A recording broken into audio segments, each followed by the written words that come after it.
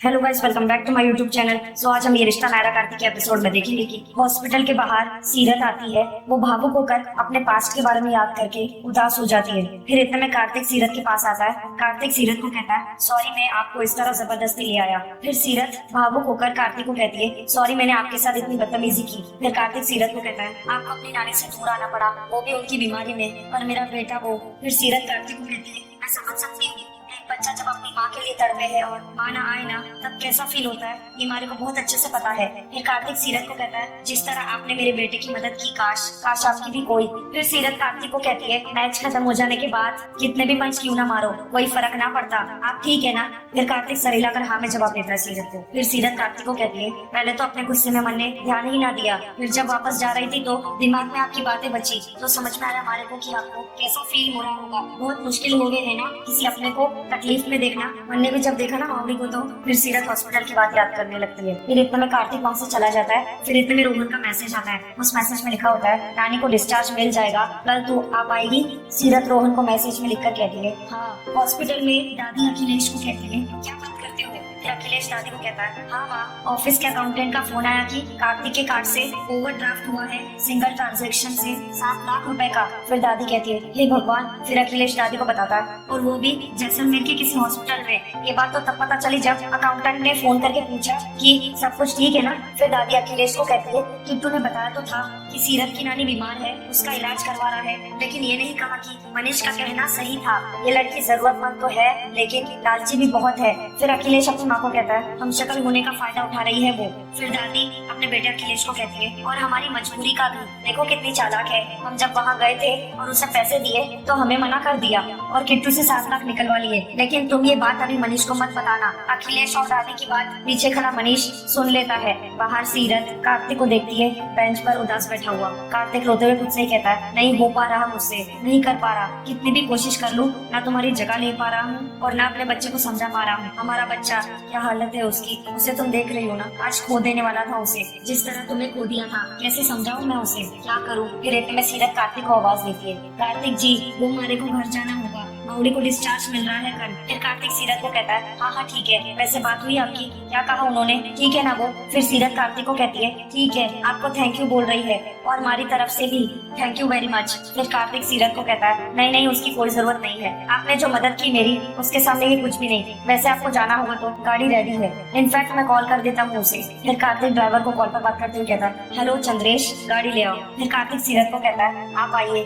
फिर कार्तिक सीरत को बताता है, ये हमारा बहुत पुराना और बहुत भरोसेमंद ड्राइवर है, आपको अच्छे से ले जाएगा और वक्त से पहले ही पहुंचा देगा, खाने पीने के लिए रुकने की भी जरूरत नहीं है, अंदर सब कुछ रख दिया है। फिर कार्तिक सीरत के लिए कार का दरवाजा खोलता है। फिर सीरत कार्तिक को कहती है, थैंक यू। फिर कार्तिक सीरत को कहता है, एक रिक्वेस्ट करनी थी आपसे, वो आप अम्मा से मिल लीजिए, एक बार वो हॉस्पिटल से डिस्चार्ज हो जाए, उसके बाद कुछ दिन के लिए अगर आप वापस आ सकती हो तो। आई नो इस वक्त मैं बहुत सेल्फिश साउंड कर रहा हूँ, पर लेकिन कायरव आपको देखेगा तो जल्दी ठीक हो जाएगा, ऐसा मैं नहीं, ऐसा डॉक्टर कह रहे थे। फिर सीरत कार्तिक को कहती है, मैं आ जाऊंगी। फिर कार्तिक सीरत को कहता है, और अम्मा की देखभाल में हम कोई कमी नहीं होने देंगे। आई नो नर्स आपकी जगह नहीं ले सकती, लेकिन सिर्फ 3-4 दिन की ही बात है, 3-4 दिन में कायरव की तबीयत भी संभल जाएगी और उसके बाद हम आपको नहीं रोकेंगे, आप फिर जा सकती है, बस 3-4 दिन। फिर सीरत कार्तिक को कहती है, आप चिंता मत कीजिए। फिर कार्तिक सीरत को कहता है, अगर आप रहेंगी तो क्या है ना, और अम्मा से भी अगर पूछना हो तो मैं पूछ लूंगा फोन करके, उनसे रिक्वेस्ट कर लूंगा, अगर उनकी मर्जी होगी तो ही हम आपको रोकेंगे। फिर सीरत कार्तिक को कहती है, मैं आ जाऊंगी, आप चिंता मत कीजिए, बस माउली को एक बार हॉस्पिटल से डिस्चार्ज करा के घर छोड़ाओ, उसके बाद 3-4 दिन अट्ठे ही रुक जाऊंगी थारे बेटे के पास। फिर कार्तिक खुश होकर सीरत को कहता है, जी थैंक यू। फिर सीरत भी कार्तिक को थैंक यू कहती है। फिर सीरत कार्तिक को कहती है, आप ना बहुत अच्छे पापा हो, क्या सारे पापा इतने अच्छे हो गए हैं। फिर कार्तिक सीरत से पूछता है, जी। फिर सीरत बात घुमाते हुए कार्तिक को कहती है, ना ना कुछ ना हो गए है, ऐसे ही। इतना बोल के सीरत कार के अंदर बैठ जाती है और कार्तिक कार का दरवाजा बंद कर देता है और कार में सीरत के शूज का लेस फंस जाता है। फिर कार्तिक जैसे उस लेस को हटाने लगता है, सीरत दरवाजा खोल देती है और कार्तिक के कंधे पर लग जाता है। फिर सीरत कार्तिक को कहती है, सॉरी। फिर कार्तिक सीरत को कहता है, इट्स ओके। फिर ड्राइवर ले जाता है सीरत को वहाँ से ड्राइव करते हुए। फिर इतने में कार्तिक हॉस्पिटल के अंदर आता है। सारे ही घर वाले हैरानी से कार्तिक को देख रहे होते हैं दूर दूर के। फिर कार्तिक सबको कहता है आप सब प्लीज घर जाकर आराम कीजिए, मैं कायरफ के पास हूँ। वो लड़की सीरत को वापस चली गई जैसलमेर, पर वापस आ जाएगी वो। जब तक कायरफ ठीक नहीं होता कुछ दिनों के लिए रहेगी, आप सब जाइए। इतना बोल के कार्तिक कायरफ के कमरे में आकर बैठ जाता है कायरफ के पास। फिर कार्तिक की माँ कहती है मैंने कहा था ना वो लड़की कभी मना नहीं करेगी, जो चीज पैसों से खरीदी नहीं जा सकती है वो इंसानियत के नाते जरूर मिल जाती है।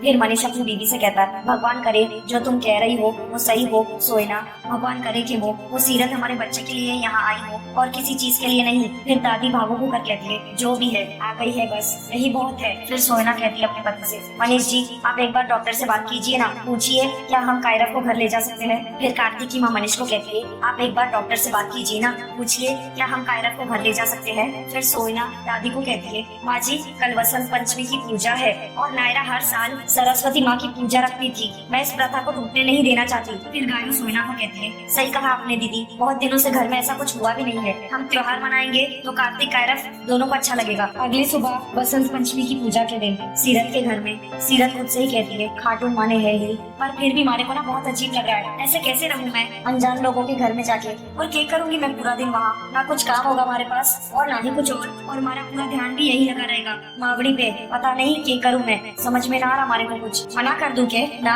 मना भी ना कर सकती मैं, वो बच्चा और क्या सोचेंगे वो लोग हमारे बारे में कि इस छोरी की इतनी मदद करी, इसका और इसकी मावड़ी का इलाज कराया, गाड़ी भेजी इसने घर छोड़ने के लिए और ये अपनी बात से मुकर गए, और वो लोग जो भी सोचे हमारे बारे में, हमारे को ही ना अच्छा लग रहा है ऐसा, जबान देके मुकर जाओ मुझसे, जाना तो पड़ेगा ही, और हमारा मन बिल्कुल ना कर रहा है जाने का। फिर मावड़ी सीरत को आवाज देती है अठे छोरी बॉक्सिंग का मैच खेलने से पहले सोचे है तू। फिर सीरत सरेला का नाम जवाब देती है। फिर मावड़ी सीरत को पूछती है क्यों। फिर सीरत दादी को कहती है क्योंकि अगर ज्यादा सोचूंगी तो मेरा मन उमड़ घुमड़ होगा, और फिर मैं तो ना बस अपने मन को बार बार एक ही बात याद दिलाती रहती हूँ कि निश्चय कर और जीत कर अपनी। फिर मावड़ी सीरत को कहती है तो अट्ठे भी वही करना छोरी, ये भी तो जिंदगी की फाइट है, अपने लिए ना सही किसी दूसरे के लिए सही। आज वसंत पंचमी है, बहुत अच्छा दिन है लाडो, जो होएगा बढ़िया होएगा, बस मन पक्का कर, खाटू महाराज तुम्हारी मदद करेंगे। फिर सीरत खुश होकर मावड़ी को कहती है आई लव यू मावड़ी। सीरत मावड़ी को गले लगाकर कहती है यू आर द बेस्ट। फिर रोहन सीरत को कहता है और नानी की टेंशन बिल्कुल मत लेना, मैं हूँ उनके पास। फिर रोहन मावड़ी को कहता है हम चीज बर्गर खाएंगे और खूब सोडा पिएंगे।